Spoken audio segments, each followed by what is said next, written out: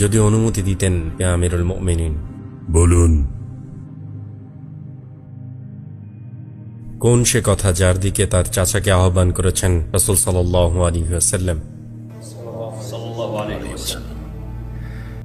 আল্লাহ ছাড়া কোনো মাবুদ নাই। মুহাম্মদ সাল্লাল্লাহু আলাইহি ওয়াসাল্লাম আল্লাহর রাসূল। আল্লাহ ছাড়া কোনো মাবুদ নাই, মুহাম্মদ সাল্লাল্লাহু আলাইহি ওয়াসাল্লাম আল্লাহর রাসূল।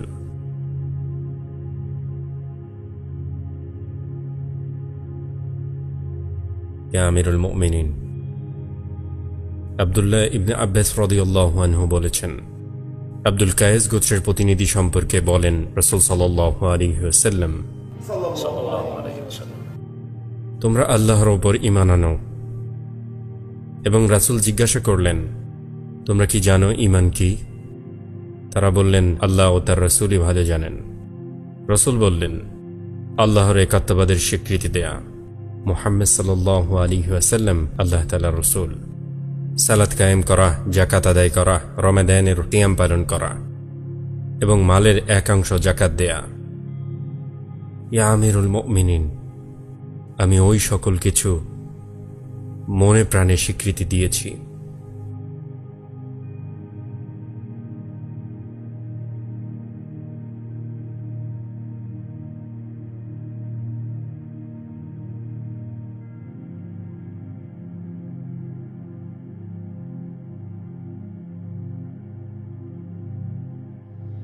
আপনাদের সামনে উনি উপস্থিত, কথা বলুন।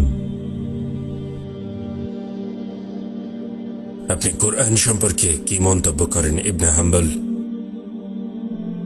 সে তো নিঃসন্দেহে আল্লাহর বাণী। আপনি কি আবু দাউদের দিকে খেয়াল করেছেন হে ইবনে হাম্বল? যদি অনুমতি দেন আমিরুল মুমিনিন, যদি আমি তাকে একজন জ্ঞানী মানুষ হিসাবে চিনতাম তবে আমি তার দিকে তাকাতাম এবং আমি তার সাথে বিতর্ক করতাম।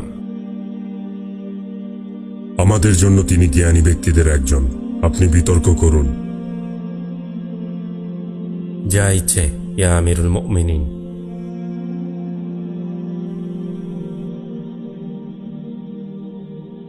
আল্লাহর ইলম সম্পর্কে আপনার অভিমত কি হে আবু দুআদ? তা কি মাখলুক নাকি গয়রে মাখলুক? কোরআন আল্লাহর ইলম, যেহেতু ইলম মাখলুক নয় সুতরাং কোরআনও মাখলুক নয়। যদি কেউ বলে ইলম মাখলুক, তাহলে এমন বানোয়াট কথা হতে আমি আল্লাহর নিকট পানা চাই। যদি বলেন আল্লাহ প্রথমে ইলম ছাড়া ছিলেন এবং পরে ইলম সৃষ্টি করেছেন এবং তিনি তা গ্রহণ করেছেন, তাহলে বলবো মুমিনরা এমন কুফরি আকীদা পোষণ করতে পারে না। আমি জেনেছি আল্লাহ এক এবং অমুখাপেক্ষী, তার মতো বা তার সমকক্ষ কেউ নেই, যেমন তার মর্যাদা। হে আহমদ, কোরআন কি জিনিস নাকি জিনিস না? অবশ্যই জিনিস। আল্লাহ কি বলেননি যে আল্লাহ সমস্ত বস্তুর সৃষ্টিকর্তা? সুতরাং কোরআন যেহেতু বস্তু, তাহলে কি কোরআন আল্লাহর সৃষ্টির অন্তর্ভুক্ত হবে না? আল্লাহ বলেন সেই ভয়ঙ্কর বাতাস সম্পর্কে যা কওমে আদকে ধ্বংস করে দিয়েছিল। ভয়ঙ্কর বাতাস আল্লাহর হুকুমে সমস্ত বস্তু ধ্বংস করে দিয়েছে। তাহলে কি ধ্বংসকৃত বস্তুর সাথে আসমান ধ্বংস হয়েছিল? না, সমস্ত বস্তু দ্বারা আল্লাহ যা চেয়েছেন তাই ধ্বংস করে দিয়েছেন। কি ভাবছেন আপনারা? এই ব্যক্তি সবাইকে চুপ করিয়ে দিল, আর কেউ তার কথার জবাব দিতে পারছ না। আমি আল্লাহর শপথ করে বলছি, উনি একজন বিপদগামী এবং গোমরাহ ব্যক্তি। আকাশের পাখির মতো তুমি যে কথাগুলো বলছো সেগুলো আমার কাছে মূল্যহীন। তাকে বিতর্কে চুপ করাও, নতুবা সে সকল যুক্তি তোমাদের দিকেই ঘুরিয়ে দিচ্ছে।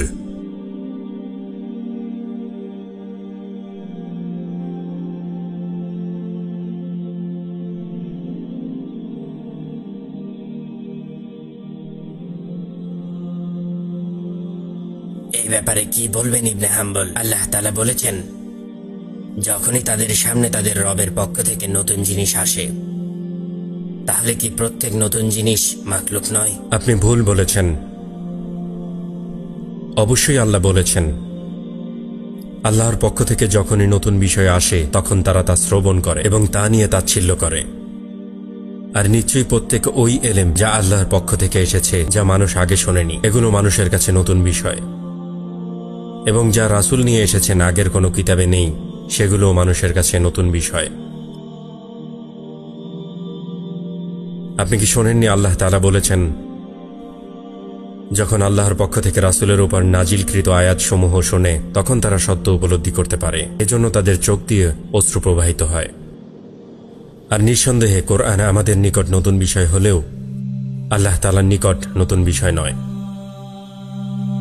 আপনি সেই হাদিস সম্পর্কে কি বলবেন যেখানে রাসূল সাল্লাল্লাহু আলাইহি ওয়াসাল্লাম বলেছেন, আল্লাহ তাআলা সৃষ্টি করেছেন জান্নাত ও জাহান্নাম, আসমান এবং জমিনে যা কিছু আছে, তা থেকে দামি করে আয়াতুল কুরসি, তাতেও কি কোনো ভুল থাকতে পারে? প্রথমত, এটা কোনো হাদিস নয় যা রাসূল সাল্লাল্লাহু আলাইহি ওয়াসাল্লাম বলেছেন। এটি বলেছেন আব্দুল্লাহ ইবনে মাসউদ রাদিয়াল্লাহু আনহু। সুতরাং আপনি বিষয়টি ভালো করে পড়ুন। আর সৃষ্টি শব্দটি জান্নাত, জাহান্নাম এবং আসমান জমিনের ক্ষেত্রে ব্যবহার করা হয়েছে, কোরআনের ক্ষেত্রে নয়। বিষয়টি কি এমন নয়?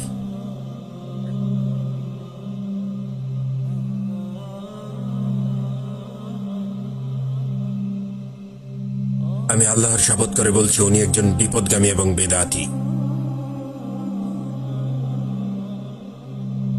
হে আমিরুল মুমিনিন, আমাকে এমন কিছু দিন যা আল্লাহর কিতাব বা আল্লাহ রাসূলের সুন্নাহ, আমি তা স্বীকার করব। কিন্তু বিষয়টি কোরআন সুন্নাহ দ্বারা সমাধান হবে না, বরং যুক্তি দিয়ে বিষয়টি সমাধান করতে হবে। খুবই অদ্ভুত। ইসলাম কি প্রতিষ্ঠিত হয়েছে কোরআন সুন্নাহ ছাড়া?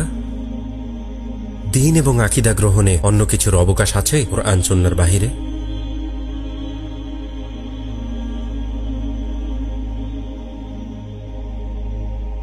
তোমাদের কিসের জন্য অপেক্ষা? তাকে জবাব দিতে বিতর্ক করো।